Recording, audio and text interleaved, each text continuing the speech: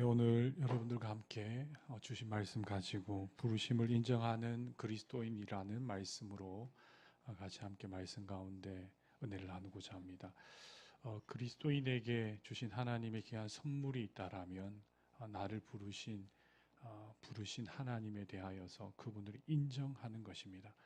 내 삶 가운데 하나님께서 주신 귀한 선물이 있다라면 내가 있는 자리, 그 자리에 하나님이 나를 불러주셨습니다 라는 것을 인정할 수 있는 힘이 있는 것, 이게 어찌 보면 선물이라는 것이죠.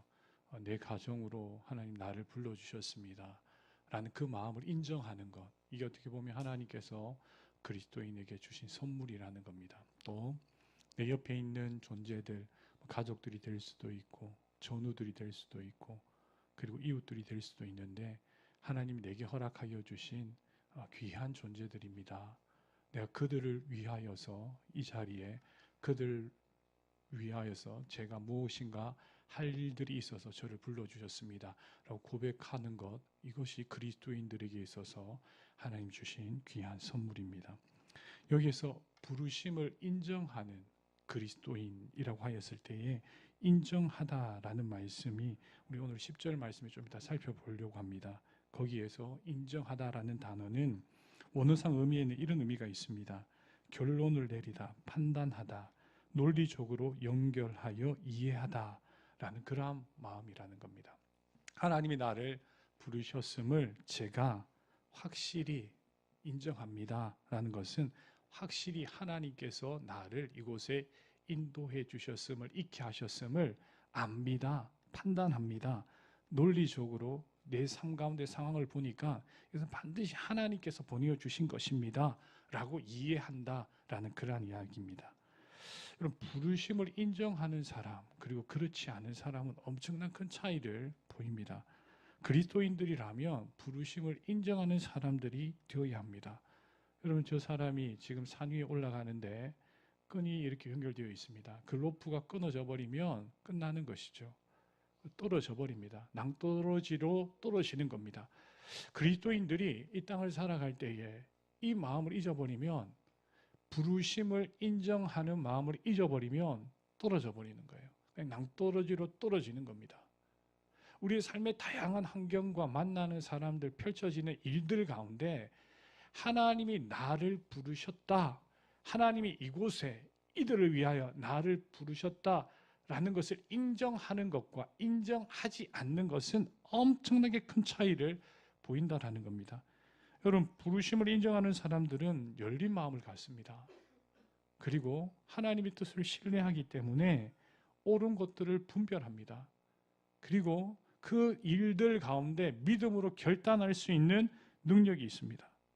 그런데요, 부르심을 인정하지 않는 사람들은 어떻게 하냐면 자꾸만 닫힌 해석을 합니다. 아주 좁은 소견의 일들에 목숨을 거는 겁니다. 두렵고 고집을 갖는 그런 모습이 나타난다라는 겁니다.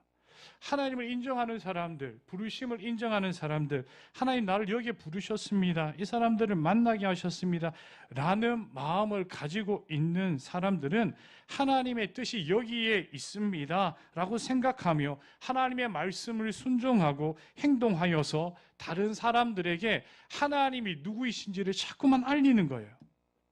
그런데요, 인정하지 않는 사람들은 이건 내 생각이랑 달라서 못 믿겠습니다, 이것은 내가 도저히 할 수 없는 일입니다.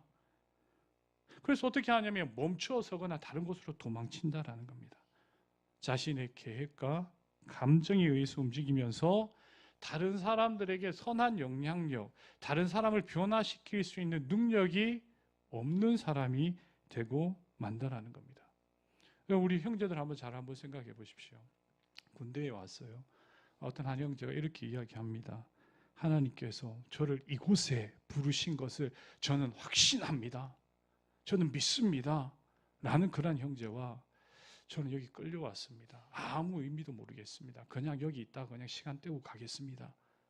이 두 사람은 엄청난 큰 차이를 보이는 겁니다.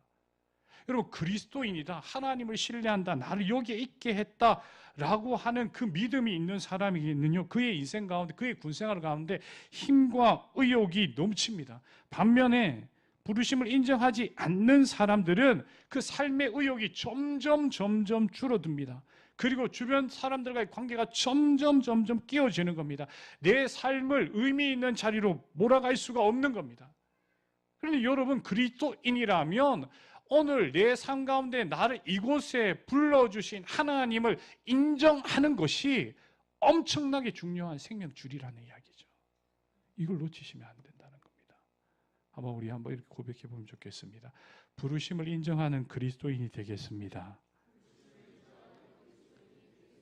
옆에 분에게 인사 한번 눈을 보시고 해주시면 좋겠어요. 부르심을 인정하는 그리스도인이 되십시오. 여러분, 인생의 참된 의미와 가치를 찾으면 그 사람은 행복하다고 합니다. 내 인생이 이런 의미가 있지, 내 삶에 이런 가치가 있어, 우리 가정은 이런 의미가 있는 거야, 이걸 깨닫게 되면 행복해요. 내가 하는 이 일들이 다른 사람이 보고 왔을 때는 아무런 의미와 가치가 없다고 생각하는데, 내 마음속에 잘 생각해 보면 하나님이 계속 의미와 가치가 있다고 하셔. 나는 참 이게 소중한 것 같아. 다른 사람 인정해 주지 않더라도 너무 가치 있고 의미 있는 일들이 내게 있어. 여러분, 이 사람은 행복해요. 왜? 내 인생의 의미와 가치를 찾았기 때문에. 누가 뭐래도 흔들리지 않습니다. 여러분, 하나님이 내게 그 일들을 행하게 하여 주셨다, 하나님이 내게 이런 사람들을 만나게 해주셨다라는 것을 믿고 살아간다라면, 그 사람은 내 삶 가운데 다른 일, 내 생각과 다르고 내 감정과 다른 일들이 다가오더라도 그 가운데 하나님께서 무엇인가 일하시겠지, 내 삶 가운데 지금 내가 잘못된 이 익숙함, 하나님 보시기 아름답지 못한 이것들을 변화시켜야지라는 그 마음을 가지고 하나님의 부르심을 인정하면서 내 삶에 있는 모든 자리들을 수용하려고 노력한다라는 거예요. 그런데 이것이 안 되는 사람들은 그렇지 못하다는 겁니다. 여러분, 쉽지는 않아요. 요한복음 3장 8절 말씀을 보면 이런 말씀이 있습니다. 우리 같이 한번 읽어보면 좋겠는데, 한번 같이 한번 읽어보도록 합니다. 다 같이 함께 읽겠습니다. 바람이 임의로 불매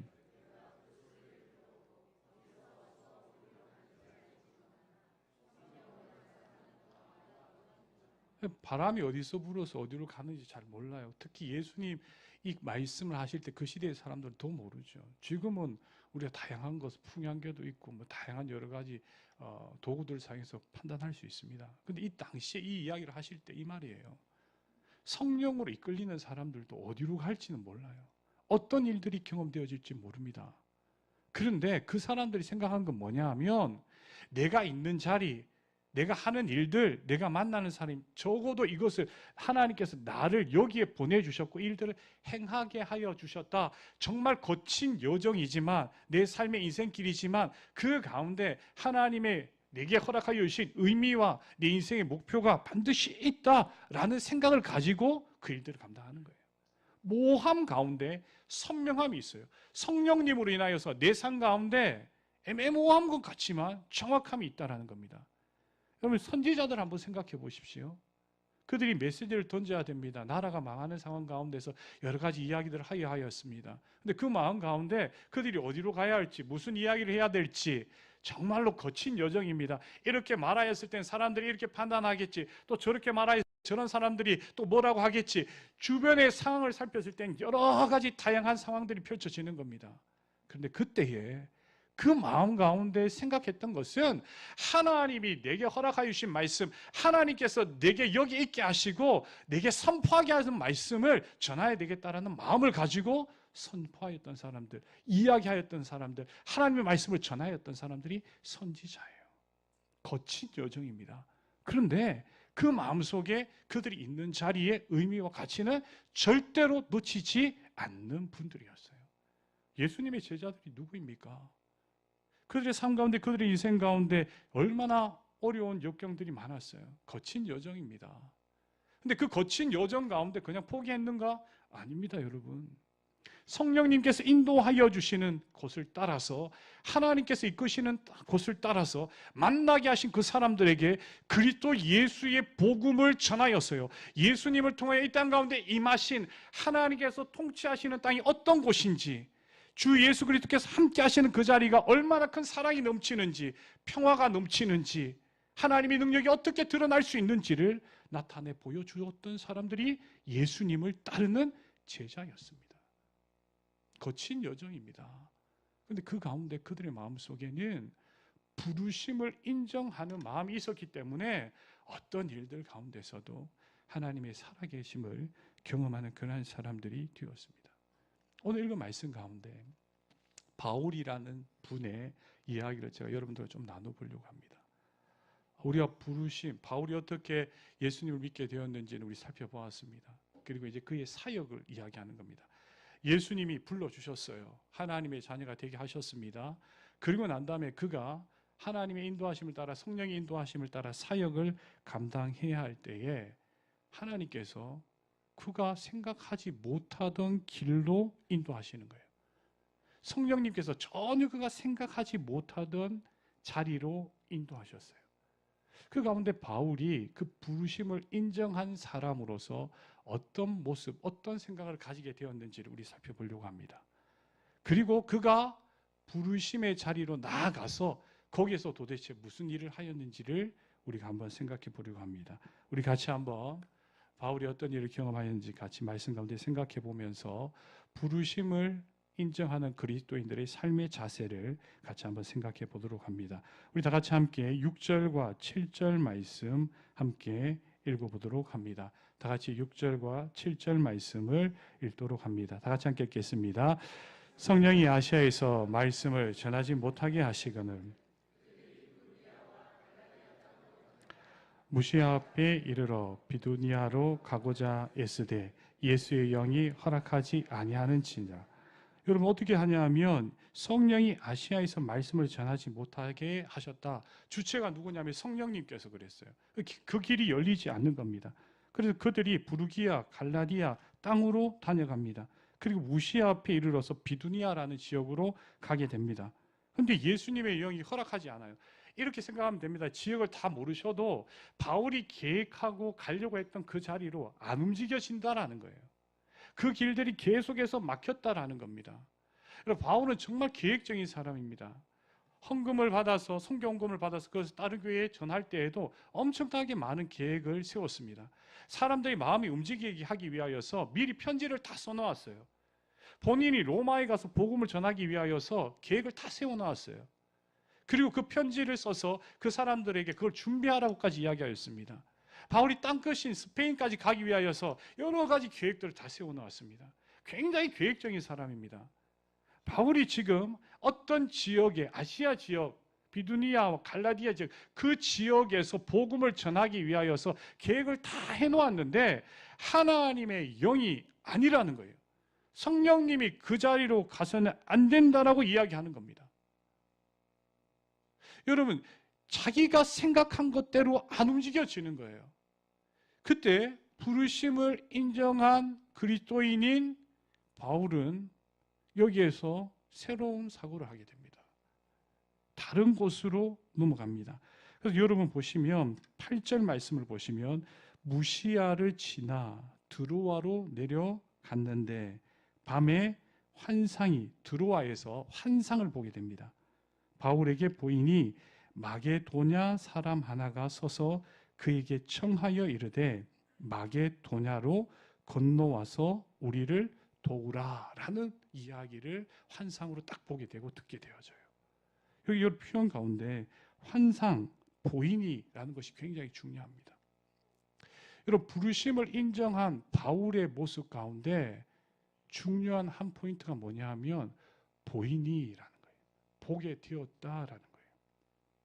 근데 이거는요, 이제까지 자기가 생각했던 것, 내가 보아야 하는 것만 보는 것이 아니에요. 사람들이 다 보는 것 같지만 자기가 보고 싶은 것만 보는 거예요. 다 듣고 싶지만 아닙니다. 내가 듣고 싶은 이야기만 대부분 듣잖아요. 여기에서 보이니, 환상을 통하여 보인 것은 바울이 생각한 것을 본 것이 아니라 하나님께서 생각하고 보게 하신 것을 보았다라는 이야기예요. 어떻게 보면 굉장히 자기 안에 있는 닫혀 있었던 것이 확 열리게 되어지는 거예요. 포괄적이 되어지는 겁니다. 개방적이 되어졌어요. 이렇게 표현해 보고 싶습니다.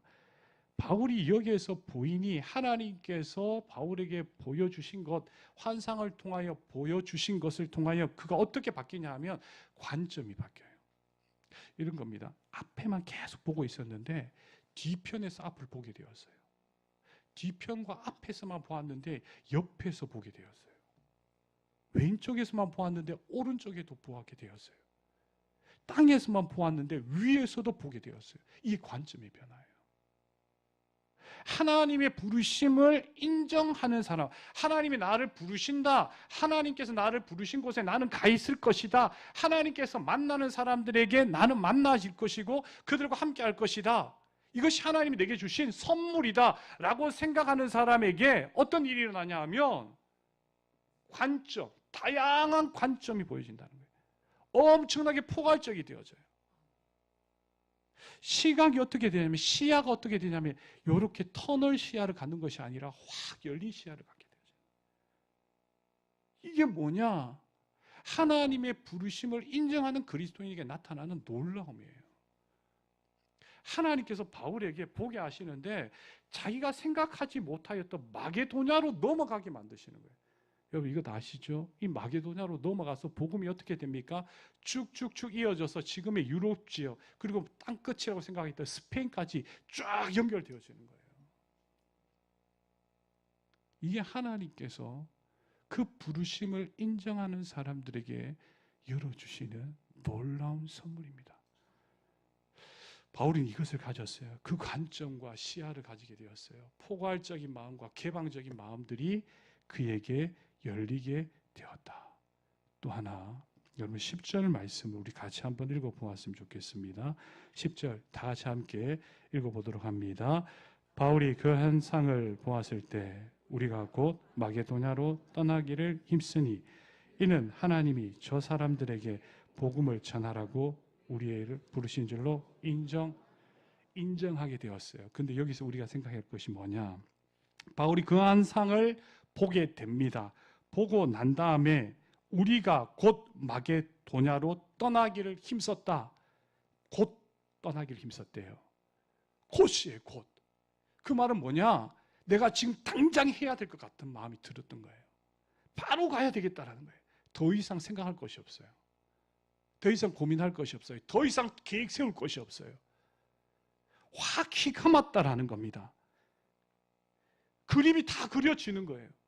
아, 이렇게 하나님 인도하시는구나, 이렇게 열어주시는구나, 이게 그냥 확 받아들여지는 거예요. 그래서 어떻게 이야기할 수 있냐면요, 하나님의 관점이 그를 완전히 사로잡아버린 거예요. 하나님의 마음이 그 마음속에 완전히 사로잡힌 거예요. 이거는 지금 반드시 해야 될 일이에요. 그래서 곧 이동한 거예요.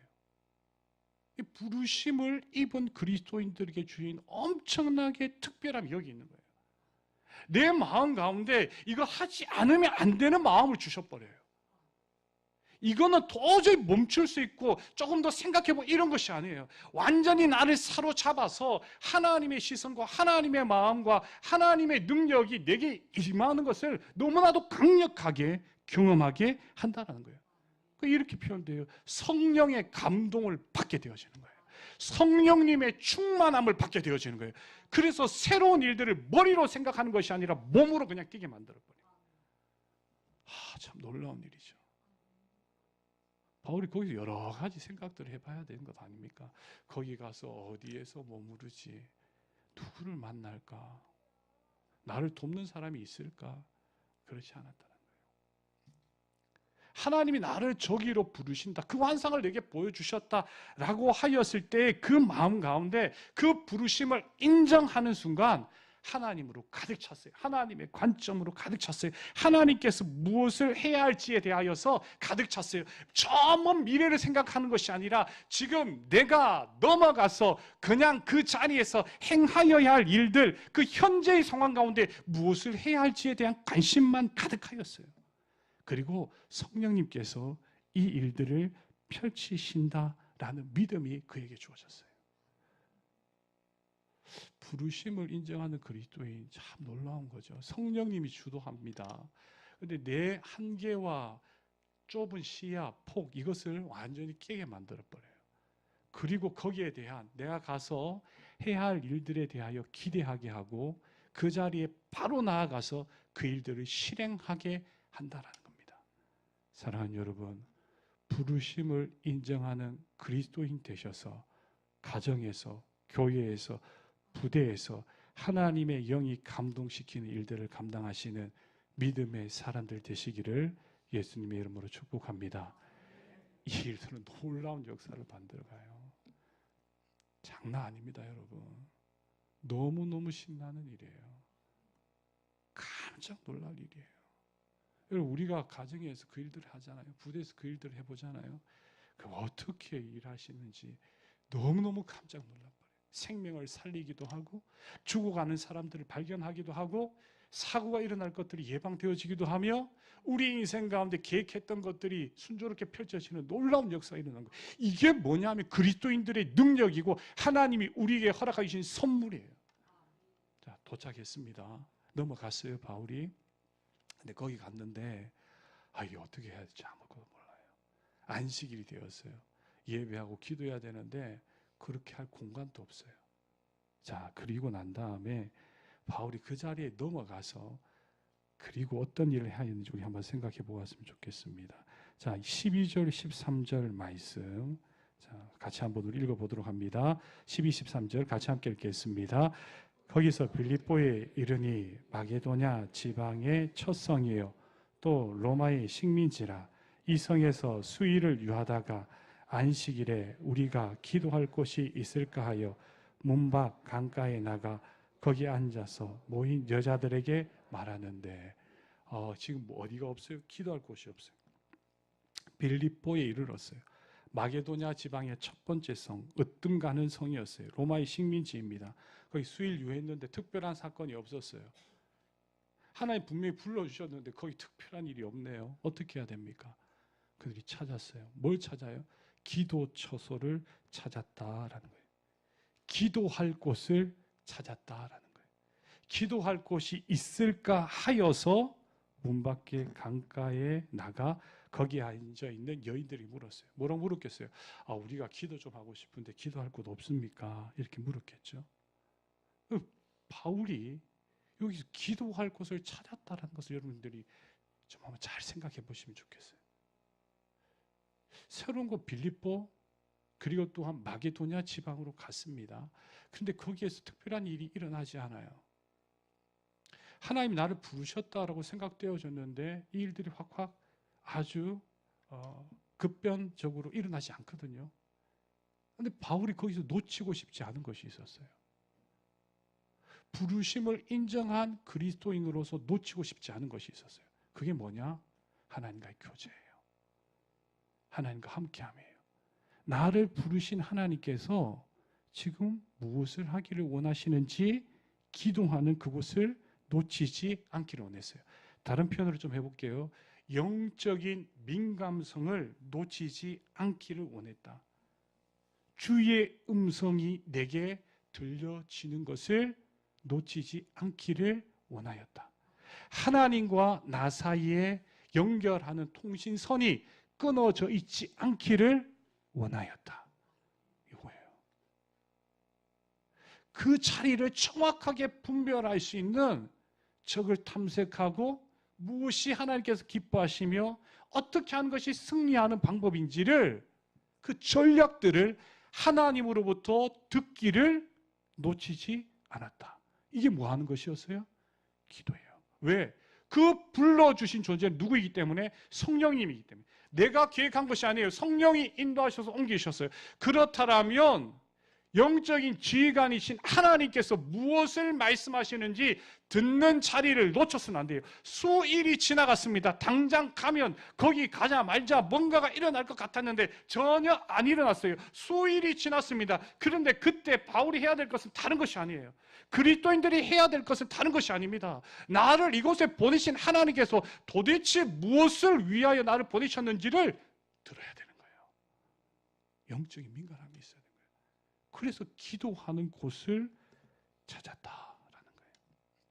성령님께서 아주 부드러운 음성으로 따뜻하게 말씀하시는 것, 내 눈앞에 지금 보이지 않지만 하나님께서 내게 보여주시는 것을 기대하면서 기도의 자리를 찾았다라는 거예요. 하나 더 우리 볼까요? 그 기도를 자리를 찾는데 참 이 재미있는 장면이에요. 이 장면도 14절 말씀을 한번 우리 같이 한번 14, 15절 말씀. 자, 문 밖에서 기도할 것이 있냐라고 여인들에게 물으러 나갔습니다. 그때 14, 15절 말씀 같이 한번 읽어봅시다.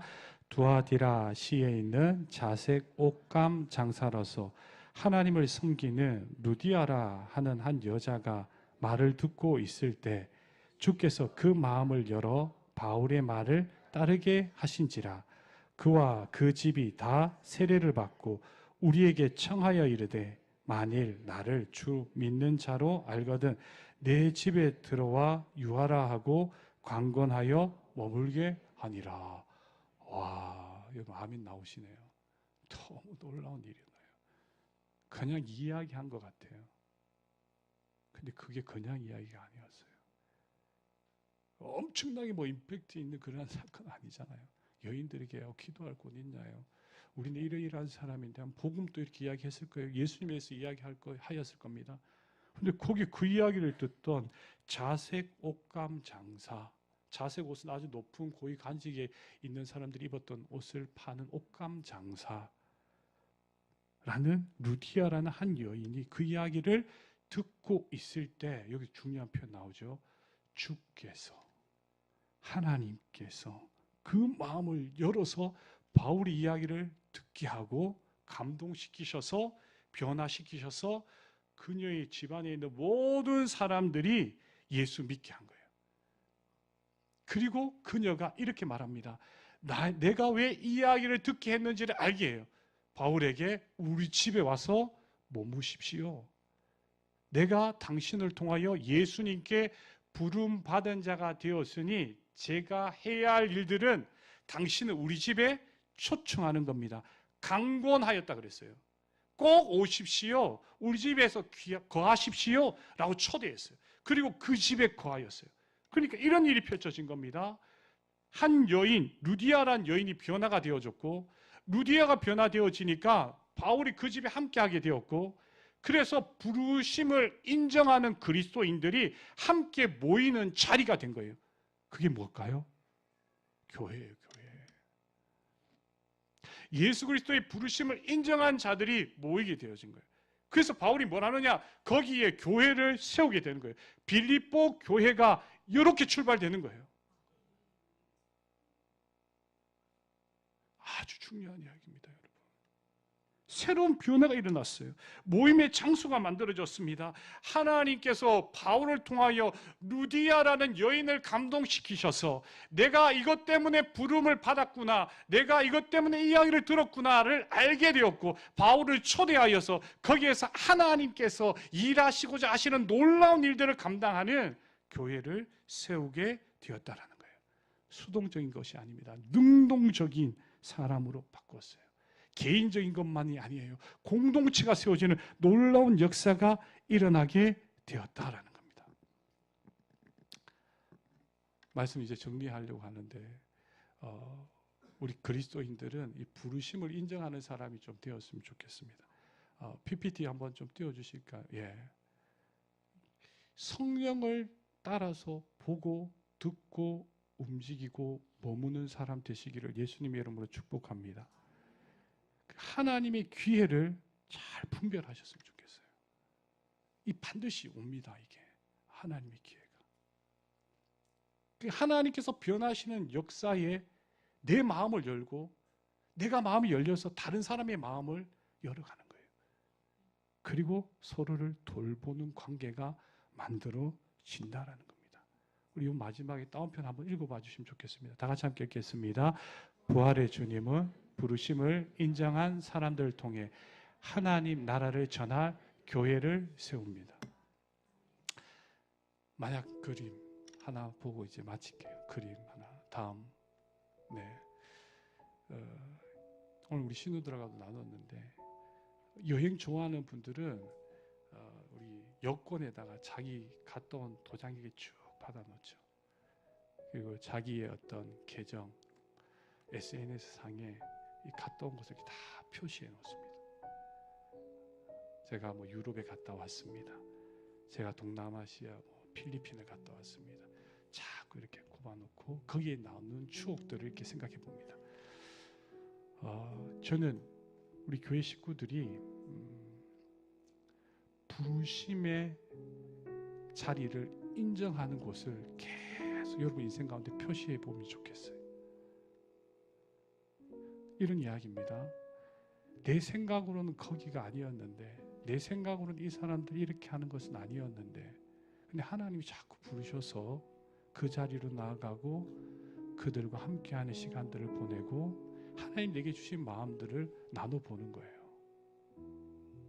그리고 그 가운데 나를 부르신 것처럼 나를 통해 그 사람이 하나님의 부르심을 알게 되어져서 함께 모여서 하나님을 찬양하는 교회가 되어지는 거예요. 우리 가정에서 여러분 이런 마음들 가져본 적이 있습니까? 우리 아이들에게 일어난 일들을 통하여서 그 자리가 하나님의 부르심을 인정하는 자리로 여러분 변화시켜 본 적이 있습니까? 우리 교회 가운데 우린 도대체 뭘 하고 있는 겁니까? 한번 생각해 보시면 좋겠어요.